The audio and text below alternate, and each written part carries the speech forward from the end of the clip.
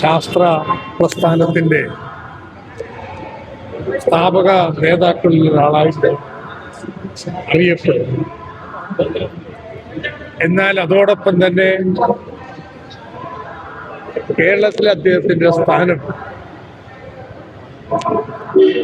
ജനകീയ വികസന പ്രസ്ഥാനത്തിന്റെ സ്ഥാപക നേതാവ് എന്നുള്ളത് കൂടിയാണ്.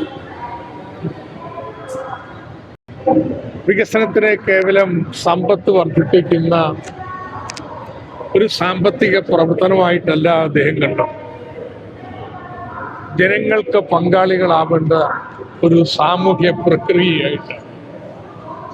കാരണം വികസനത്തിൽ കൂടുതൽ സമ്പത്തുണ്ടായ പോരാ, അത് ജനങ്ങൾക്ക് അനുഭവവേദ്യമാണ്. അവർക്കും കൂടി ലഭിക്കണതിൻ്റെ പങ്ക്. അതിൻ്റെ നടത്തിപ്പിലും തീരുമാനമെടുക്കലും ജനങ്ങൾക്ക് പങ്കാളികളാവുക. അങ്ങനെ ജനങ്ങൾ പങ്കെടുക്കുന്നത് അവരുടെ പൗരബോധത്തെ നല്ല മനുഷ്യരാക്കുന്നതിനും സഹായിക്കും ആ കൂട്ടായ്മ എന്നാണ് അദ്ദേഹം കരുതിയത്. അങ്ങനെ ജനങ്ങൾക്ക് പങ്കാളിത്തം കൊണ്ടുവരാൻ കഴിയുക അവരുടെ പ്രാദേശിക തലത്തിലും സംസ്ഥാന തലത്തിലെല്ലാം വോട്ട് പങ്കെടുക്കാൻ മാത്രമേ ചെയ്യാൻ പറ്റൂ. അതുകൊണ്ട് ശാസ്ത്രത്തെ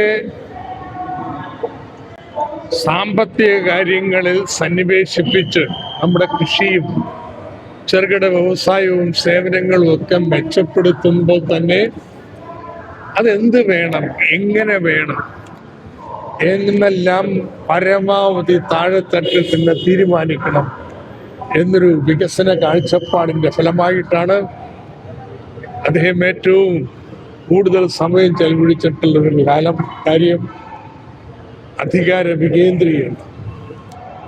അതില് കേരളത്തിൻ്റെ ഒട്ടനവധി പരീക്ഷണങ്ങൾ കേരളത്തിൻ്റെ നാനാഭാഗത്ത് നടത്തുകയും അതിൻ്റെ എല്ലാം ഏറ്റവും ഉയർന്ന തലമായിട്ടുള്ളൊരു ജനകീയ ആസൂത്രണത്തിലൂടെ ഇന്ത്യയിലെ മറ്റൊരു സംസ്ഥാനത്തും ലഭ്യമല്ലാത്ത പ്രാദേശിക അധികാര ഇടം സ്ഥാപിച്ചെടുക്കുന്നതിനും അദ്ദേഹം മുൻകൈയ്യെടുത്തു. എനിക്ക് തോന്നുന്നു ശാസ്ത്ര